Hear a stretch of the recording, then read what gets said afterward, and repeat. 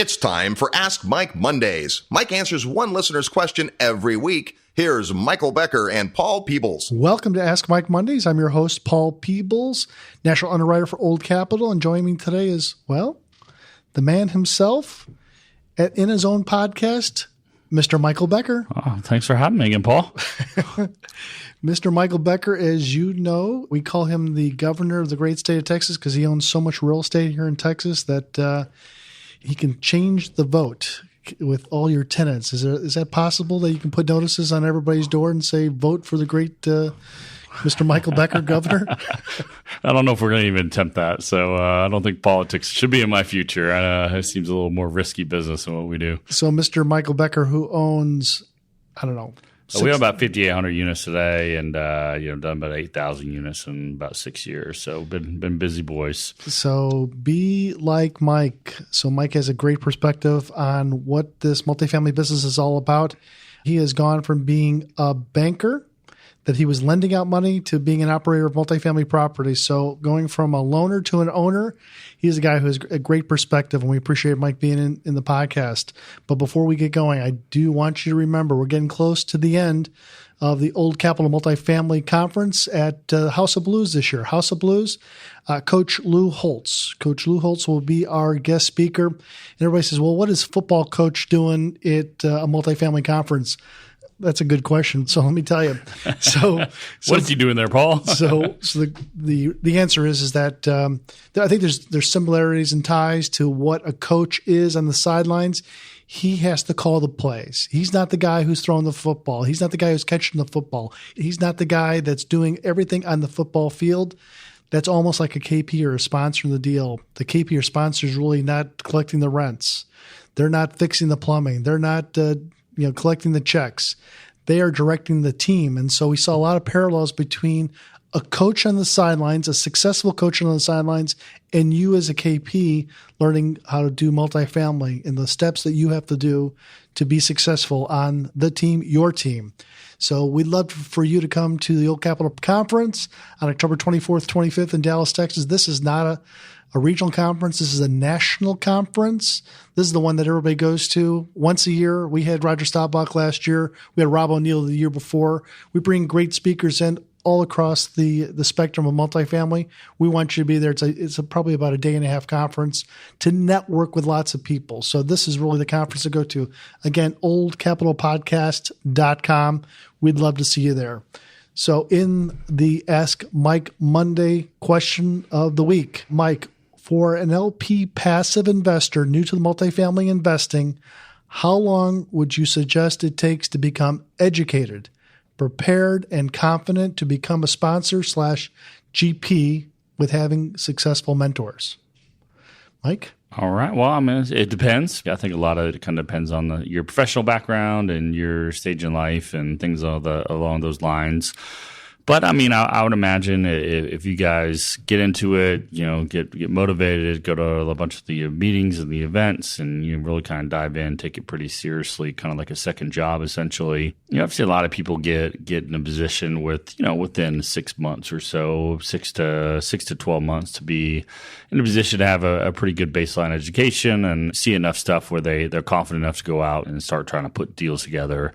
I've seen people come in and do a deal, and 3 months later that I maybe would question, hey, have you really kind of put the time in? But I think if you do 6 to 12 months, especially if you bring another partner in the business that maybe has done a deal or a few deals that kind of maybe co-sponsor a deal with you, I think that's a good way to kind of maybe have a good natural progression. Or if you're starting out on your own and you have, a pretty decent amount of capital and or you're doing a smaller deal, I think those are ways to kind of get in that position. But yeah, 6 to 12 months, if you kind of work a reputable program, put the time in, go to the events, do the work, I think that makes sense. Paul, you like loan some more people out. What would you say? I think it goes back to mentors. I mean, in the last, say, 3 years, there's been a huge amount of mentors that have just come out of the ground. People, in this space, back 25 or 30 years ago, there was really only one mentorship program that I was familiar with, and that was Lifestyles Unlimited, based out of Houston, Texas. I think they did a great job.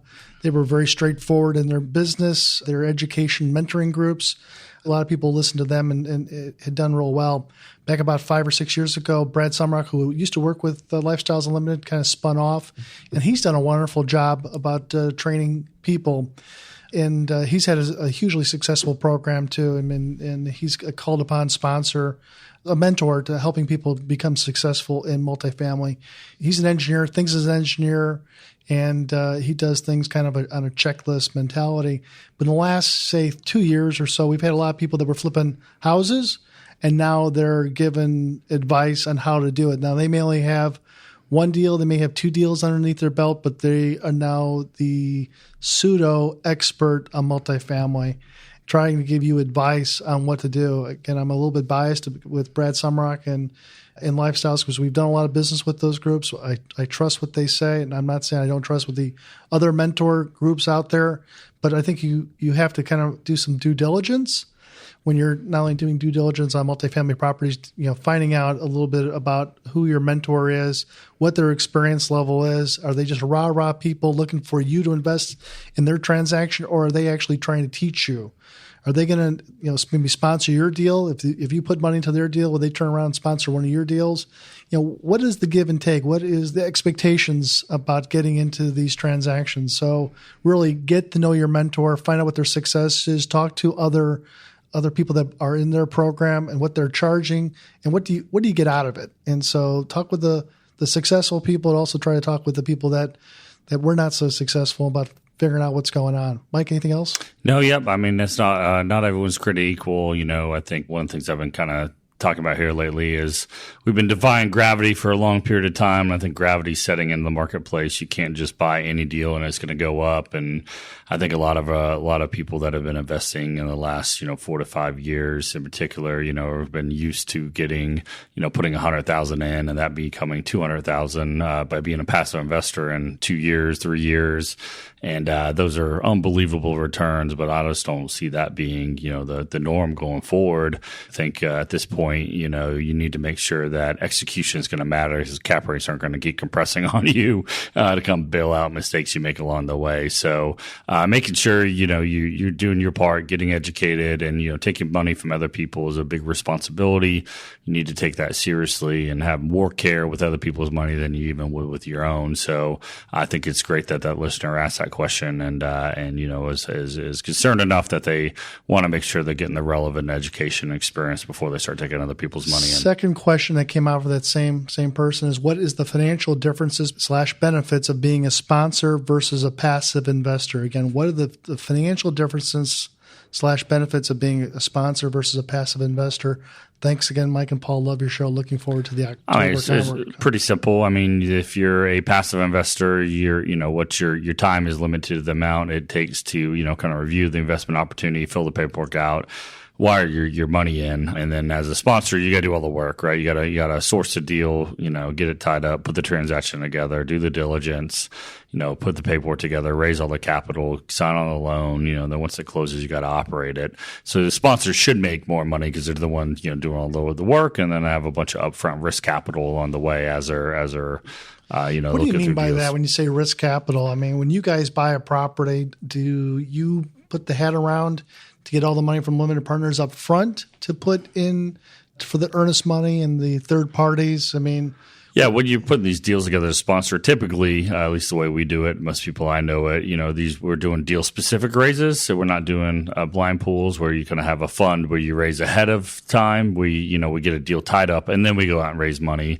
And so as a sponsor, you're having to front the earnest money. So, you're putting up, depending on the size of the deal, these small deals, 50, 100 grand, these large deals, $1 million, hundreds of thousands of dollars. So you got to front that earnest money. A lot of the times, some or all of that is non-refundable the day you sign the contract.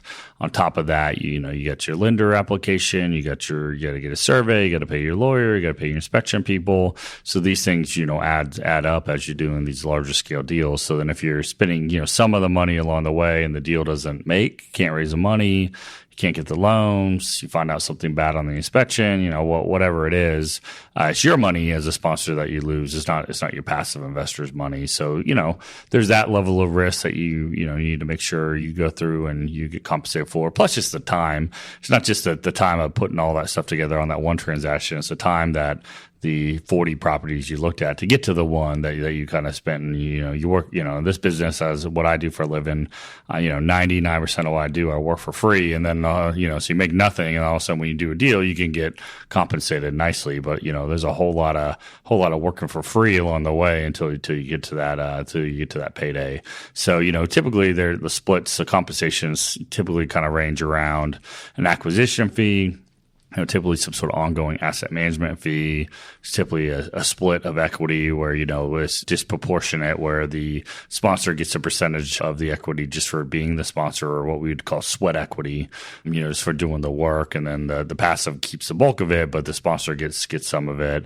And then, occasionally there's a refinance fee or disposition fee or maybe construction management fee, but all those will be kind of disclosed to you.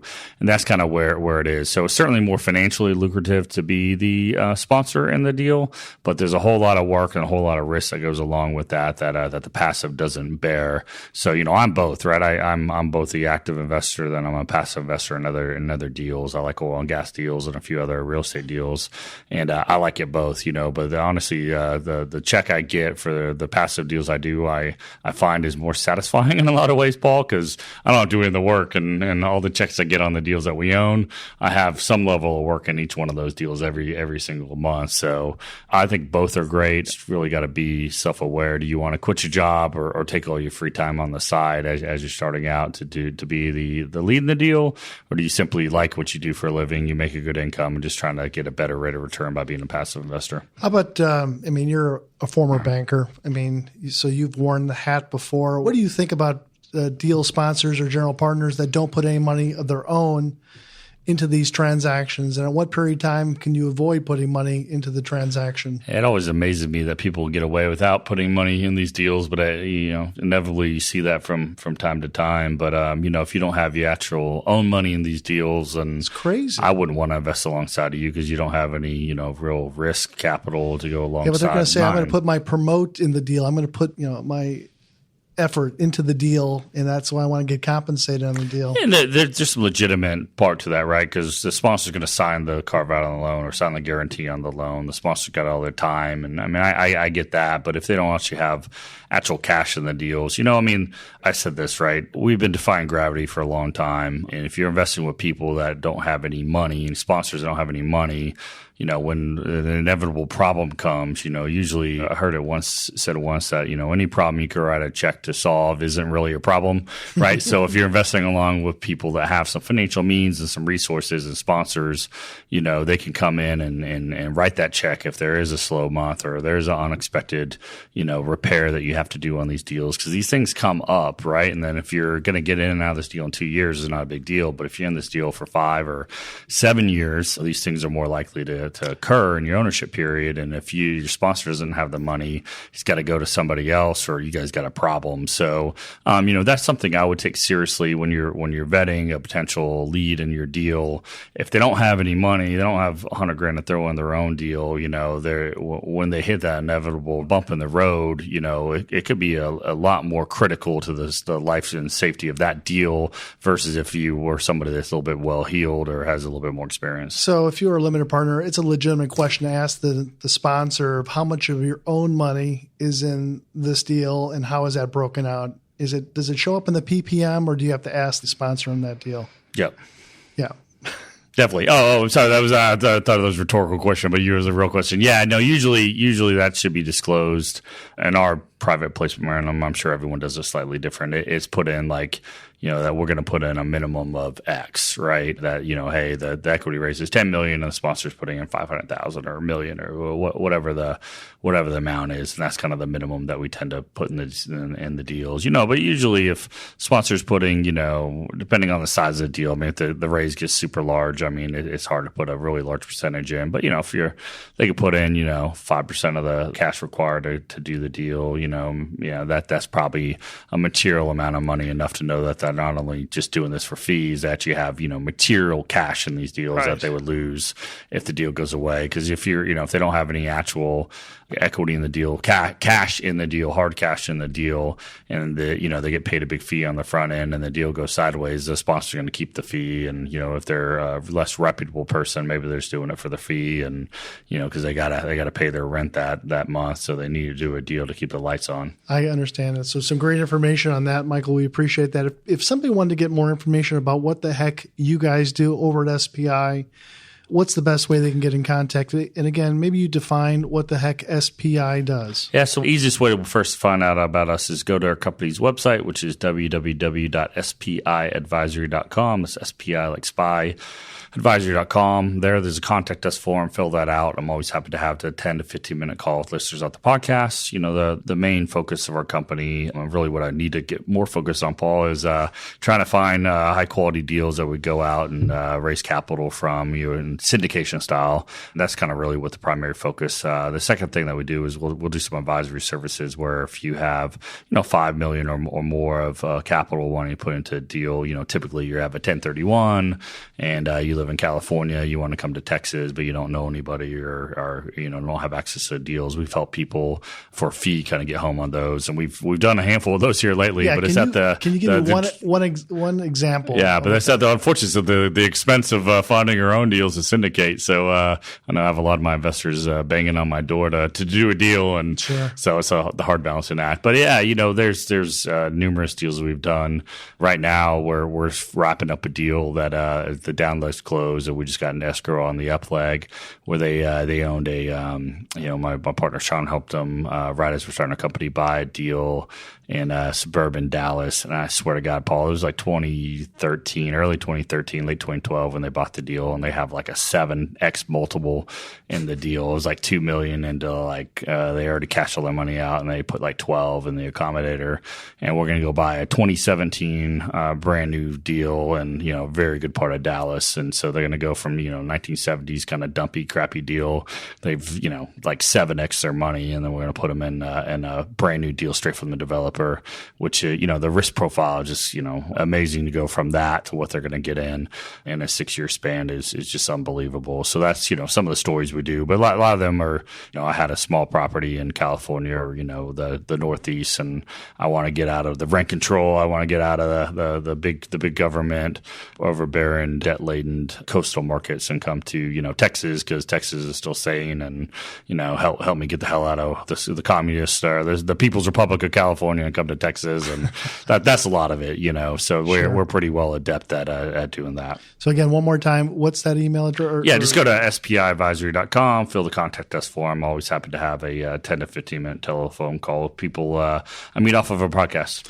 That's great. Again, we're trying to get 1,000 likes on iTunes. So if you think we bring value to the conversation about multifamily, we certainly would love for you to go back into iTunes and give us 5 stars. We would appreciate that. Again, that was Michael Becker, the governor of the great state of Texas. I'm Paul Peebles. Have a great day.